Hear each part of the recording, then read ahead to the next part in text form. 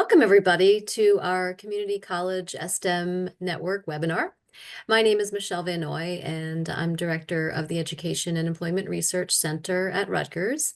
And I'm really pleased to be part of the CCSN. The CCSN is a group of researchers and practitioners working to generate and share research on community college student STEM pathways.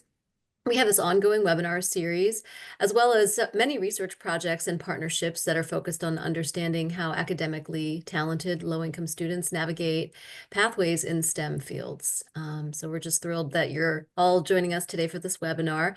Just a couple things to let you know, we are recording this webinar and it will be shared with everybody to watch later. We encourage folks to keep your cameras off for the duration of the webinar, but we encourage you to ask any questions or provide comments throughout the presentation in the chat, and we'll make sure to answer all the questions. So I just, at this point, will turn things over to the host of our webinar series here, Dr. Maria Espino, and she will introduce our speaker and the topic of today's webinar. Hey, thank you, Michelle. So again, my name is Maria Espino, she, her, hers, a, and I am a co-PI for this Community College STEM Network. So today we are here to introduce you all and showcase the amazing work that Dr. Sara Rodriguez does. She is currently housed at Virginia Tech and is an associate professor there. Today, she will be sharing her work on community colleges and STEM, a commitment to serving low-income students, building STEM identity, and enhancing partnerships. So please, I'll pass it over to you. I will stop sharing and go ahead. Okay, excellent. Can you see my screen? Yes, we can. Okay, perfect. So thank you, Maria and Michelle and the CCSN for allowing me to be here with everyone today. So as Maria mentioned, I'm going to be talking about community colleges and a bunch of different things related to low-income students, STEM identity, and enhancing partnerships. So I'll go ahead and dive right in. Maybe. Okay, so an overview of what I'll talk about today is I'm first going to start with where my experiences are coming from, so you can get a little bit more information about how I'm coming to this work. Then I'm going to talk to you about some successes that I've seen and the projects that I've been a part of. And then I'm going to talk about some failures because I think failures are also really helpful when we're thinking about our projects and thinking about where we want to go next, and really trying to reframe failure as opportunity spaces.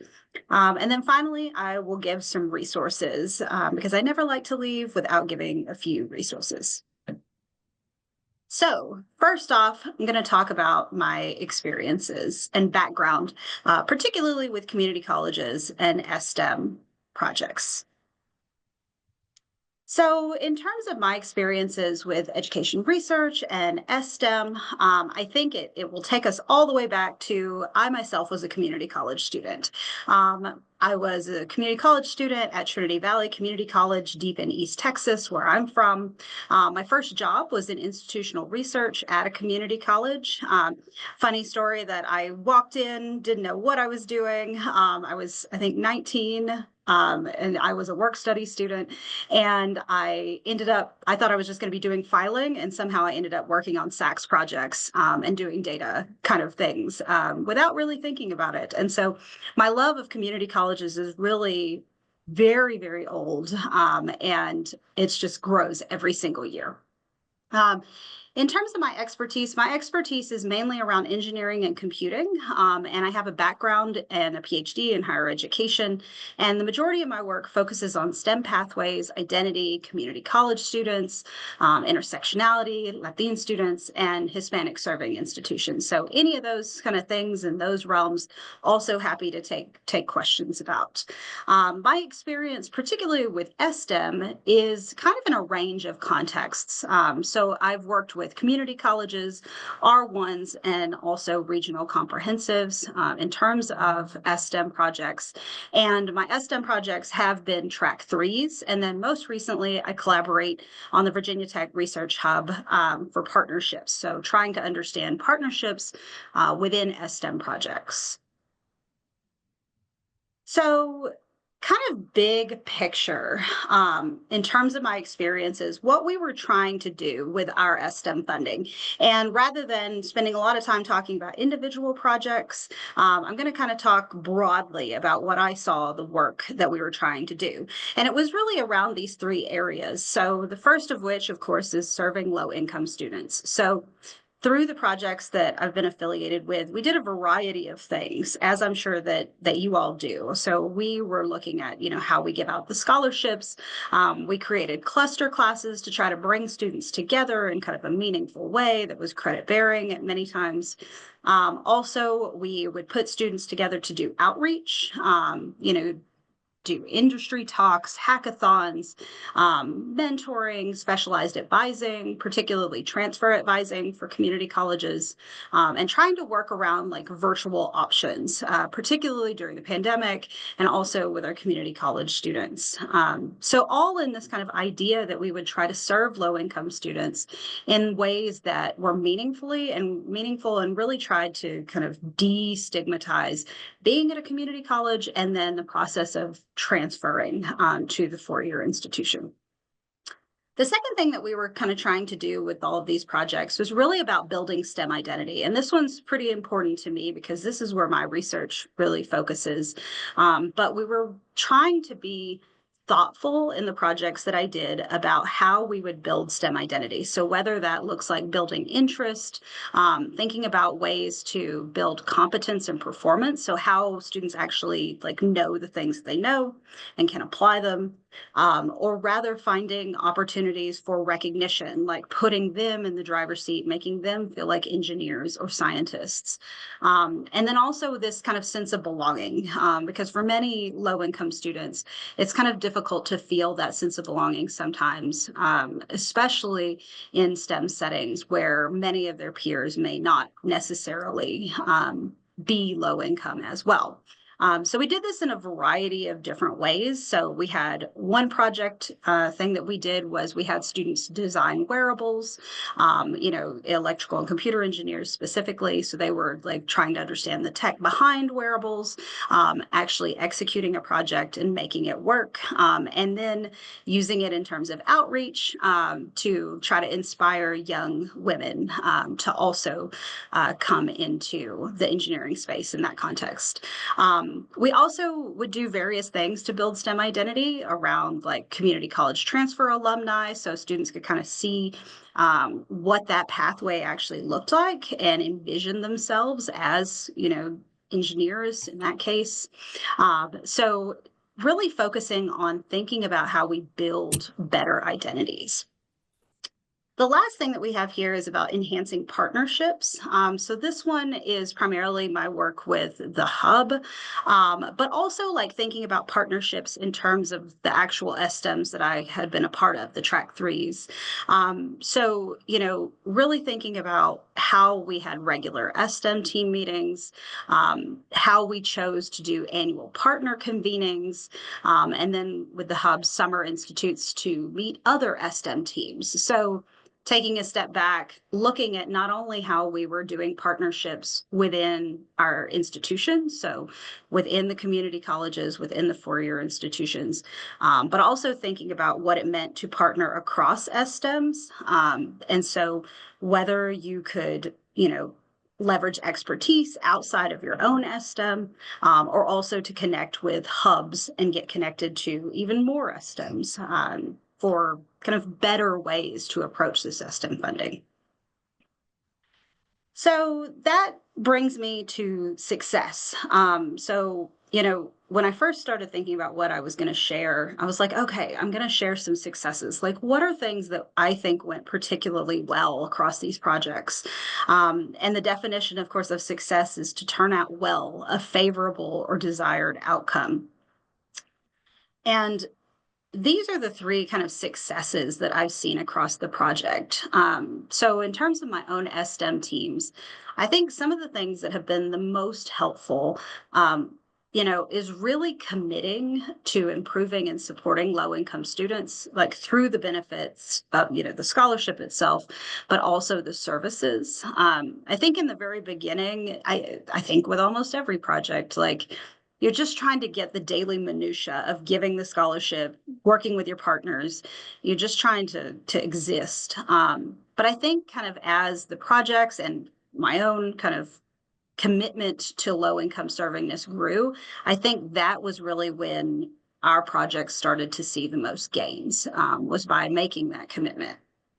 Something else that I thought was really important to our success in these projects was the ability to create a class structure to bring students together. And this may not always be possible or feasible, but it really worked for one of our projects, in which we had all of the scholars commit to doing a 1 hour seminar course, where we had a variety of things happening. Industry talks would come in. That's when they would do some of their outreach. Some various things would happen within the class structure, and it had very limited assignments to do, but it forced students to actually reflect on what their experiences were, what their identities were that they were coming with into the class. So I really love a class structure to bring STEM students together. The third point here about leveraging resources. So I do think it's important within STEM, particularly at the community college, to leverage resources and not try to reinvent the wheel. Because there's often a lot of things going on that can be leveraged.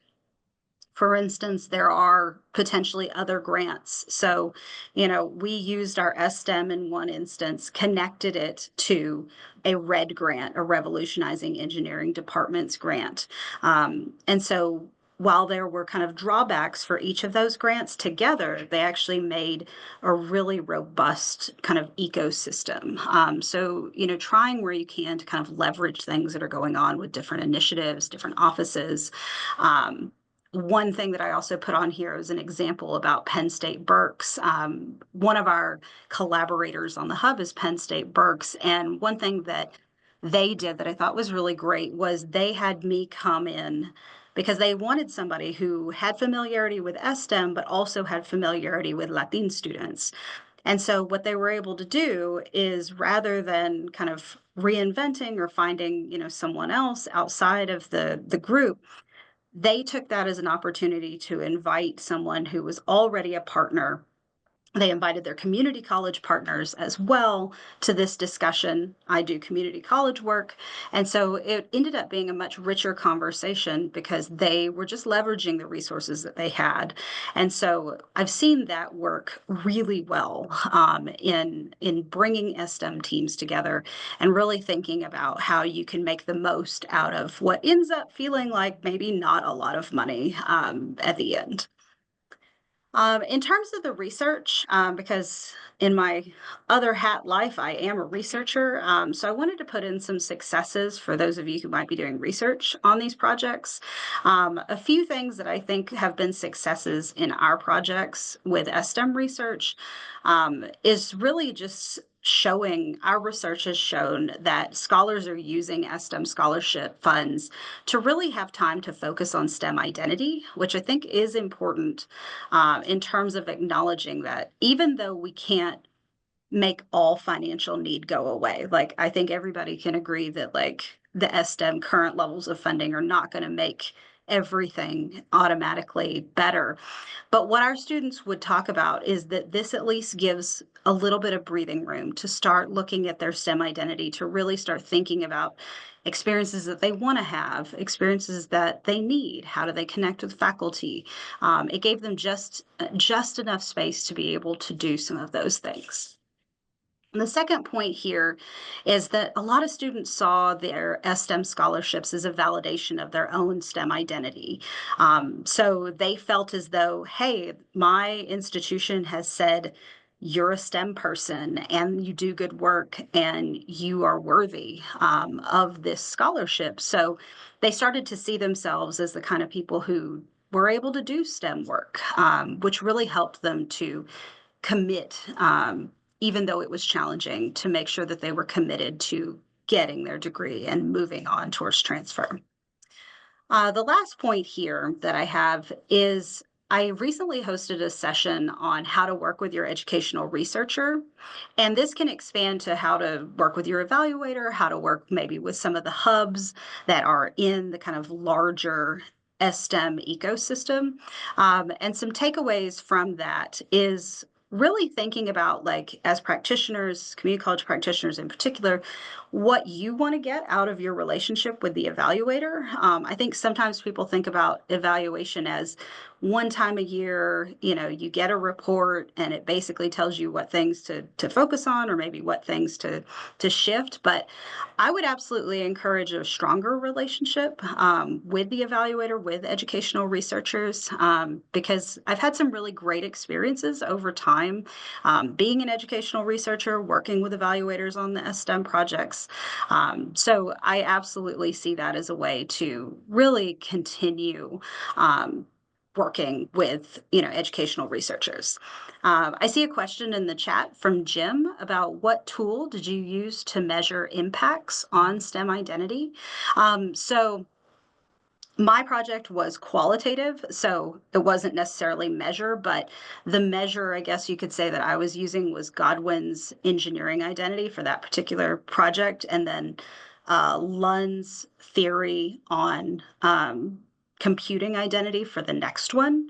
And I'm happy to share those with you if you want to send me an email. And the newest one, that in terms of measurement, if you're looking for a quantitative tool to use, there's a new frame or a new scale that is Eng Identity, ENGID, and it's by Lockhart. That's the next quantitative measure that we're drawing from. And then finally, success with the hub. And I know that Amy Richardson is on the call, and she is a key part of our hub. So hopefully I get it right.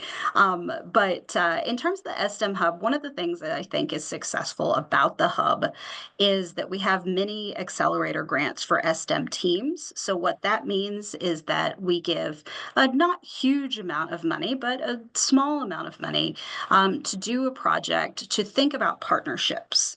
And people sign on, STEM projects sign on for this. They have a liaison, that would be Amy, a mentor. They're brought together during the summer. They have kind of a year-long experience getting resources from our hub and also participating in kind of our summer institute, which they do a variety of activities during the summer institute meant to not only bring people's teams together, their internal teams, internal STEM teams, but also to learn from each other. And so, for instance, one of the things that we found with our summer meeting last year in particular was that a lot of people wanted to talk about community college partnerships, which made me super excited.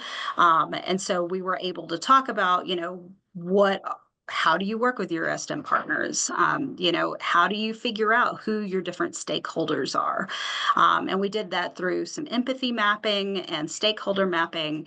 And I absolutely would suggest that. If you're thinking of ways that, like, your own STEM can improve, and if you're looking towards a track 3 in particular, doing stakeholder mapping activities and empathy mapping activities can be really helpful. Just so that you know, kind of, for the empathy map, like who your student is, what the general kind of student concerns for your particular institution might be.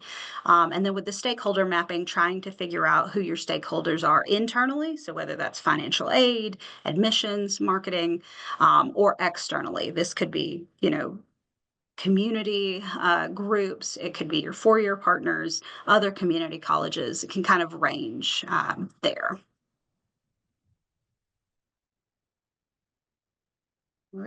There we go. Okay, so shifting to failure. So when I looked at failure, because I got to thinking, like, what is an actual failure? It just means something that's not working or stopping working as well as it should, fracturing or giving way under stress. And to me, this sounds like the end of the semester at sometimes. But I think we've all been there, right? Like, you're going really great on your STEM project, things are working, things are moving. And then something just throws a wrench, right? Like something gives way, something doesn't feel right. It just happens. And so, you would want to think about how to turn those into opportunities. And let me look at I see something in the chat. How would you turn this fit into? Okay. In terms of what I'm seeing in the chat, it was a direct message, so I can get to that. I'll just answer it. So the question was about, do you know how many or what percentage of mini accelerator grants are going to community colleges, or where community colleges are explicit partner receiving those grants? I don't know the percentage. I definitely should, but I can get that information. But I would say that the majority of our partners last year did talk about the community college partners. And then we have several community colleges who were given mini accelerator grants as well. So definitely something that we are watching and thinking about for sure. So in terms of where I saw some of our failures, so in terms of our teams, and this is across both of the STEM teams that I've worked with. I I love communication, even though I'm not always great at it. I think that a real failure sometimes and an opportunity, has been infrequent communication. I can generally see that the teams that I work with that meet more regularly and have a lot more interaction are just more successful in what they're doing, because when you're not communicating, misunderstandings happen. Misunderstandings can be for a variety of things about goals. Maybe there wasn't a shared vision. It can definitely be a variety of things.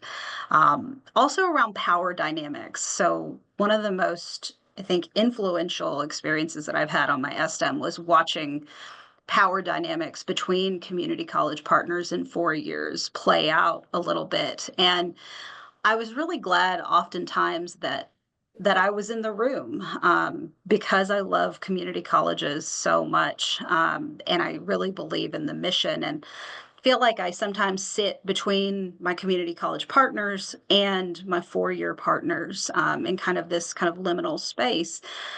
There have been several moments over the years where I felt like it was necessary to kind of explain to my 4-year partners that maybe they don't understand, what it's like to be at the community college and what it's like to be a student or a faculty or an administrator. And to really think about the power dynamics that are at play with who gets to decide, you know, what's going to happen and how agreements are going to be done. So I always saw that as my role to kind of figure out how to level the power dynamics a little bit. But that can definitely be at times a failure, that we've had across projects. We had some issues at one point with one of the track threes with who gets the scholarship. I mean, and this kind of goes with the third point down there of just the difficulty of giving scholarships out. I think that most people I have interacted with STEM have had difficulty giving the scholarship out. And especially for those of us that were trying to give out before part-time allowances were made, especially for community colleges, this was just a nightmare. And so it resulted in some students, either not getting the scholarship or going in and out of eligibility. And it was just really hard. And that felt like such a failure at the moment. And in particular, when we realized that many of our students were white, many of them were debatably low income. Like I remember interviewing a student once that her parents were both doctors, and somehow she was low income. And so her experiences just didn't were very different, than one might expect a low-income student's experiences to be. So that was kind of a failure, and we redid the way that we, evaluated students, a more of a holistic review. We definitely had to shift the way that we were thinking about who was going to get the scholarship. The last point here about serving primarily online students and issues of engagement, this is something that I don't know, I'm still struggling with forever. And so, I would welcome any suggestions on how to better engage online students or primarily online students. And just busy students, honestly. I think we're all busy. Students are busy. There's just real issues of engagement and trying to figure out whether, you know, we need things that are synchronous or asynchronous, resources that are just accessible. I think that those are still areas that projects that I'm affiliated with are trying to figure out. The next thing on the slide is about the STEM research. So, as a researcher, I think about, who I am talking to with these STEM projects, and who's coming across our, research project that's affiliated with our STEM grant. And, I feel like sometimes it's not necessarily situating STEM in the low income literature, given who the participant profiles are. And I can unpack that a little bit to say that, like, some of the students who receive STEM scholarships don't match like what the literature around low income students is. So, for instance, just because you qualify on paper as an STEM student, when we went to go publish, we got many questions about why their income was so high. And it was in a place where incomes wouldn't be high, so we couldn't justify it in terms of that. So, we had some real issues and honestly failures about, what to do with that. And it still kind of remains an issue that I'm still struggling with. In terms of recruitment, interestingly enough, like, even though we tried, a majority of our recruitment oftentimes is either men, which would kind of make sense given STEM, but it is often majority white, Asian, and women. In different kind of settings and different projects. Sometimes it was more men, sometimes it was more women. But that's not really telling the whole story, right, of STEM scholars. And so, it's a function probably of the institutions that I collaborate with. But to say that, a lot of the research that we have had is not representative necessarily of all STEM scholars, because STEM scholars are coming from a variety of backgrounds and different experiences. And so that's something that is continuing to be some opportunities that I am looking for. With the STEM Hub, I think that, this is the perennial problem, is that we need to have a kind of better flow of communication in terms of identifying and providing what practitioners need. Community college practitioner needs are different, and so we really have to meet those teams where they're at and really think about what issues to target. And I think that's an evolving opportunity that requires a lot of back and forth and listening, and also like giving from the practitioner side as well. So I think that's still an opportunity for things that we can kind of improve on with our own hub.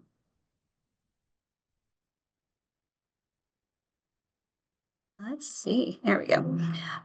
So making sense of all of this and the things that I would like you to take away from this presentation that I'm making is that I think that, creating in-person and online connections for STEM scholars is really important. In terms of low income, I mean, these students generally aren't coming to college, community college, and being from a low income background for the first time, right? Like, so, they need these connections. They need to feel connected to the STEM context, to their faculty, to their programs. So trying to make those connections as much as possible and really thinking about also how you're going to connect with your own internal and external partners.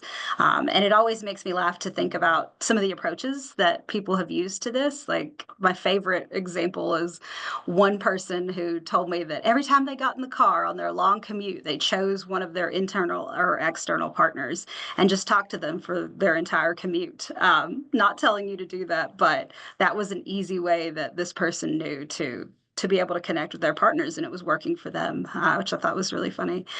The third one here around meaningfully building out, STEM identity development. So really taking a concerted effort, and I know it's hard when we're like caught up sometimes in the minutia of giving out the scholarship, checking for eligibility, all of these things, but really taking a step back sometimes and thinking about what are the experiences that my community college students need in order to build and sustain their interests, in order to feel like engineers, get that sense of recognition, and making sure that you're hitting, many of those during the course of their experience.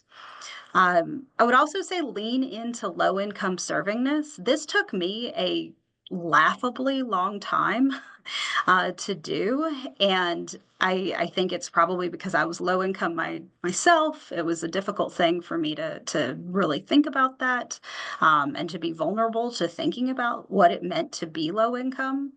But I think the more that you can lean into that low income servingness and thinking about basic needs, thinking about students who work, thinking about, single parents, whatever kind of scholar identities that you have represented in your team, really think about, how your low income servingness is going to look through your STEM.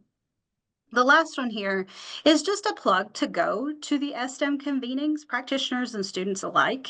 I've been a couple of times. I love them. I think they're extremely helpful. They connect you to other people who are doing the work. They normalize some of the problems that you might think are unique to your institution, but they're not usually unique, and it's great to be in community with other practitioners and students. And in terms of the student one, if you're sending any scholars, that's awesome this fall.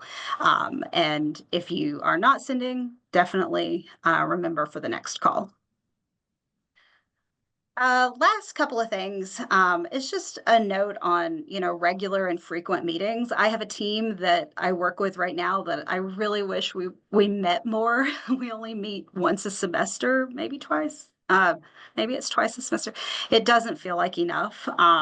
So thinking about like what your frequency is and how you might up that frequency, or maybe if you can't up the frequency, making it a little bit more meaningful. Maybe there's pre-work that needs to happen. Maybe there's, sharing that can happen before, whatever that iteration might look like. But really thinking about how you can deepen that relationship with your team. And attending to power dynamics, and anyone on the four-year side that happens to be on the webinar, thinking about ways that you can put power back into the community college hands, whether that is little things like allowing them to speak first, whether that's allowing them to be the lead on grants, like whatever that might mean in your particular context, but really thinking about power dynamics and where you sit can be very helpful. And also, I mean, that kind of goes along with the listening to partner needs and communication. So I see those things as absolutely connected. The last couple of things on here that I think are important is just keeping a critical eye on intersectionality. So thinking about, race, gender, sex, whatever it might be. And I know that's difficult in this context, and I get it. But really just keeping an idea of who is getting this scholarship. And if you see that there are areas where you could do more targeted outreach, more targeted partnerships, that can absolutely be a help for your STEM scholarship. And also, in terms of serving busy or primarily online scholars, really thinking about ways to bring people together in ways that aren't necessarily in person, or if you can figure out how to do, resources that can be helpful to online scholars. This is definitely a need that I don't see going away, and that I think is increasingly growing in our community college STEMs.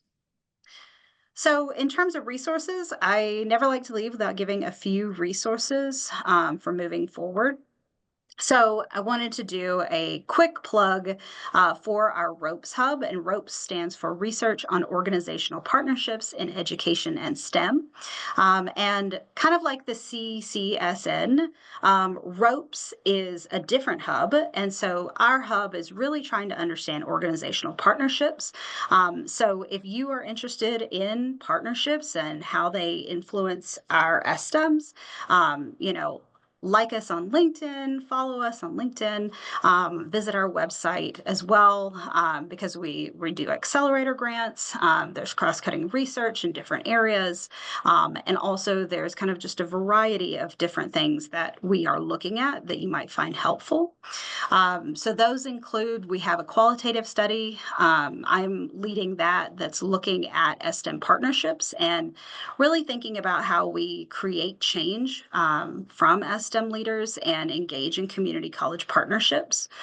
We have another group that is looking at curricular complexity.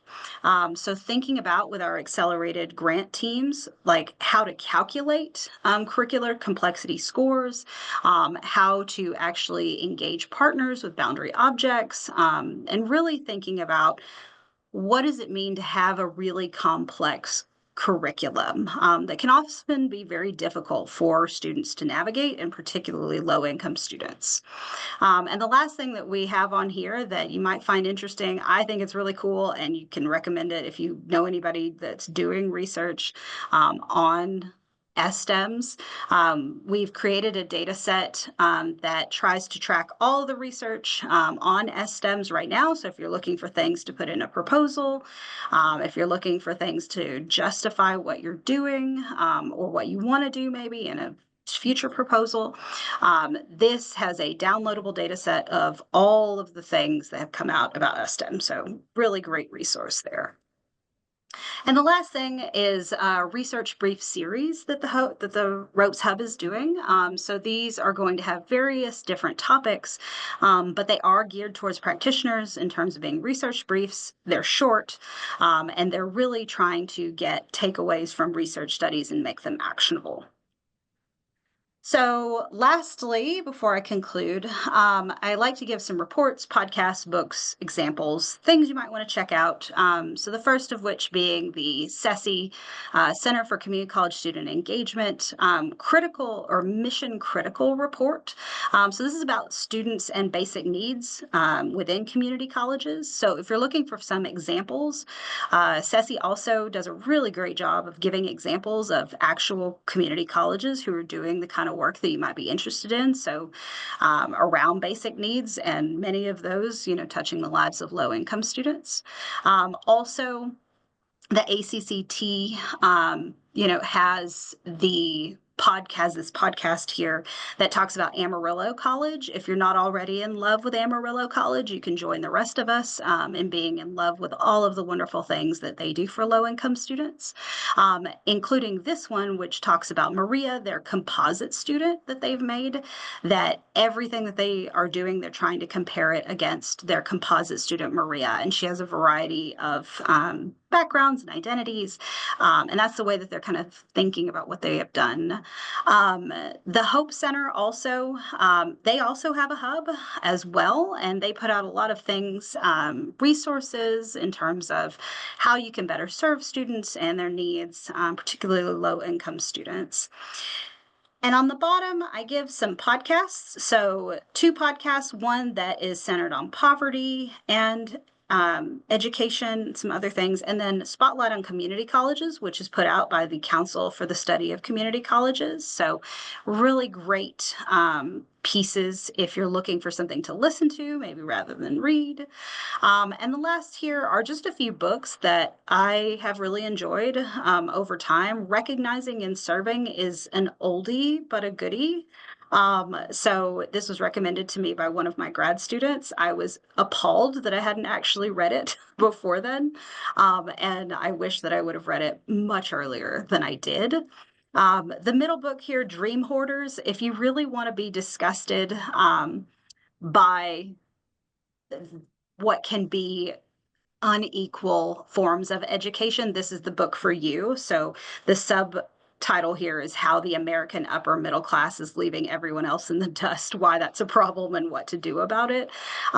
It's a really interesting take on how education is really pushing some groups forward and leaving some behind. And then the last book here is The Poverty Paradox. So this is really putting into words what many of us have always kind of maybe understood about poverty, but gives the research behind it, which I think can be really helpful when you're thinking about how you actually want to go about structuring an STEM or for your kind of next bid up. So that is all that I have, and I'm going to stop now so we can have some time for questions. But if you want to connect, I love connecting to my fellow community college lovers and practitioners in particular. So please don't hesitate to reach out and get in touch if I can be of help in any way. So thank you so much.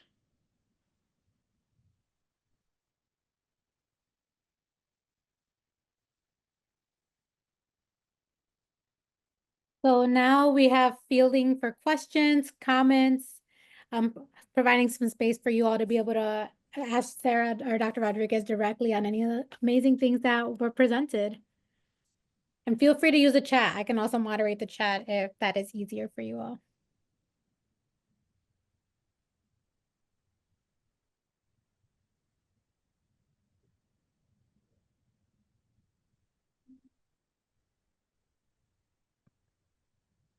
Lots of thanks. Hi, Deb and Elizabeth. I see you both came on camera. Deb, would you like to? I was writing the chat and I can't type as fast as I can talk, so I just thought I'd pop in.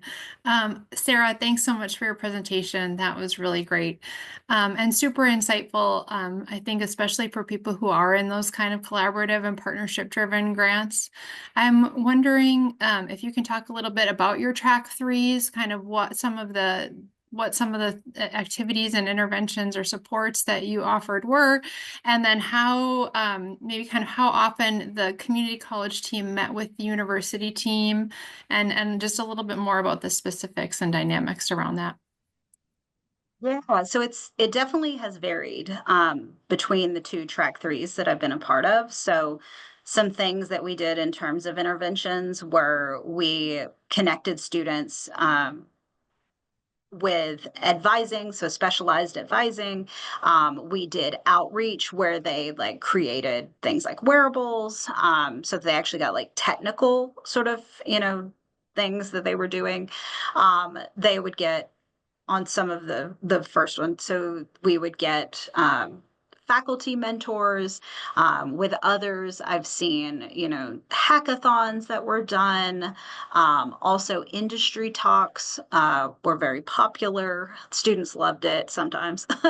Also, people coming in to talk about, job opportunities and internships in particular.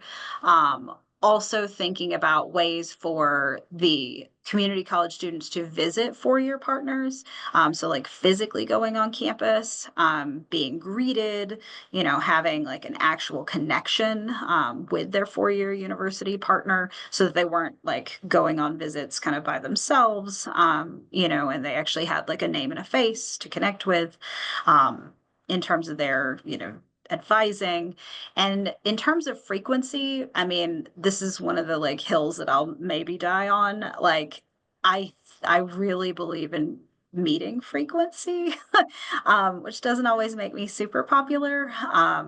But I think it is important because I've noticed a difference in terms of, I mean, even for myself, like if I have to go and face you, on the regular, I'm definitely going to be more apt to have a sense of duty and responsibility to that relationship, that partnership, than if I only see you maybe once or twice a semester or year. So I would definitely lean on the side of more frequency. Go ahead, Deb. Yeah, Sarah, thank you for being with us today. It's great to have you in our webinar series. I have read your writing and also heard you talk today about your concern about the students who are receiving the scholarship, and whether sometimes the way the formula or criteria is constructed may not always reach, maybe it does still reach all their low income students, but is broad enough that other students who maybe aren't quite as low income are getting scholarships. I have seen that as well. And so a question I have is, in our collective efforts now to research these grants, I wonder if we can begin to look at the patterns by which the definitions of who qualifies are being made and how they're being operationalized, so that we can understand and identify, as at least as researchers and evaluators, where folks may slip a little bit away from those students who maybe have the most financial need. And I don't know if you've seen patterns, like can you pinpoint, ooh, I'm concerned if you use this definition, we're going to kind of drift away from those who have the highest financial need. Or yeah, I don't know if that makes any sense, but it is a concern that has come up in our CCSN work as well. And it's, is there a strategy to help us collectively try to support the field a little bit? I think it's very likely folks don't even know really how it's going to work out when they're creating the definitions. It's funny because like sometimes when I have asked my partners what their definition is, so two parts to that. So sometimes when I've asked my partners what their definition is, the answer is they don't know. Which I'm not surprised by, right? Like, I mean, so sometimes it'll be like, okay, we give financial aid this information and they spit us out a list of, who is eligible. And that's kind of the end of it. For in some cases. And so we have to start digging a little deeper. And I think this is even on work, Maria, that you and I had done. Well, we have to start, getting financial aid involved. Like, how did you do the formula? Like, and breaking that down. And that takes a lot of time. Like, and honestly, like most practitioners just don't have that kind of time to and it's really not necessary, right? Because let financial aid, do their job. But in terms of the patterns that I see, like with our STEM Accelerator grants, we do ask that question. So we are kind of collecting that. And I'm hoping that it potentially at some point that could maybe be something that comes off of this new hub work. But most of what we're seeing for there is that Pell eligible is the way that they're defining, which is pretty broad, right? Like, so I think that would be the trend that I've seen is mostly Pell eligible, or I don't know. So I'm shocked that a child of two physicians would be Pell eligible. yeah, I had a lot of questions about that, especially when it was also, I remember going to an event about a week later after that, and a woman of color from a low income background from an underserved neighborhood of a large city that was close to us. I was like, oh, you should apply for the STEM scholarship. This would be great for you. Like, because she already had a scholarship that was also for low income students at the institution. And she said, I didn't qualify. I did apply for that one. And so, and I don't know her exact situations. Maybe there was something in the back end of her financials, but it kind of begged the question of, okay, well, if you qualified for that one, like, how didn't you qualify for this one? So yeah, I think it was very unfortunate and frankly bad PR on our part for that. So Thank you.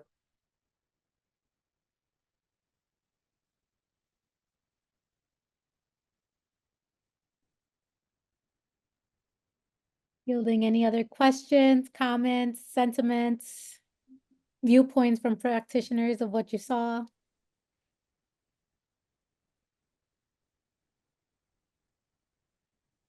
I know I'm excited to look at the resources because I know that is something that us as a CCSN are also in the process of developing and getting out there. So I'm very excited to see more of the ropes resources and see how we overlap. And can continue to push them work forward. So absolutely. yeah. All right. Yeah. So I will share my screen once again to provide other options and resources that we have available through the CCSN currently. So thank you again, Sarah. Thank you so much for spending time, energy, work, and doing this amazing work that you're doing and continuing to uplift community college voices and the work we're doing in STEM. So one of the things we are providing through the CCSN and upcoming opportunities is the research to practice clinics to continue these conversations and provide more spaces to be able to do so. Our upcoming and inaugural research to practice clinics is Monday, April 28th, so right around the corner. If that is something you all are interested in, please enter the link below. If not, take a quick screen grab, and the QR code is also on the flyer that is there. So we have Dr. Will Tyson, that will be able to lead our first one. I have Dr. Dan Douglas leading the second one. Dr. Elizabeth Mesa leading the third. I will be leading our fourth, and Dr. Deborah Bray, who you've heard from a little bit earlier as well, will be leading the second to last one to be able to provide those options and opportunities for you all. And I know Sarah just linked in the chat for the website. If you are interested in looking at the resources in the chat for the Ropes Hub is all available. Yeah, the link is available in the chat. Other resources that we have coming up is we are also launching the CCSN Research Fellowship Opportunity. So we are hoping to provide fellowship opportunities to scholars. It's a 16-month summer to summer fellowship. Please apply. We're looking at having this, so we are launching this opportunity now. So please feel free to share this with your networks. Be able to get the understanding of like knowing that this is an opportunity for practitioners, for early career scholars, and Dr. Will Tyson will be leading this opportunity. So please use the QR code, again, use a screen grab, and feel free to do the application, which the link will take you to a Google form to be able to submit your applications. That is all that we have for you all today. I'm not sure if any other team members have any other updates or information to share. But Daniel, thank you for providing the link in the chat. If you can do a quick, brief survey of the webinar and provide feedback, that would be amazing. Again, thank you all so much for taking time out of your day to be here with us and to hear Dr. Rodriguez's amazing work and some of the work that the Ropes Center is doing.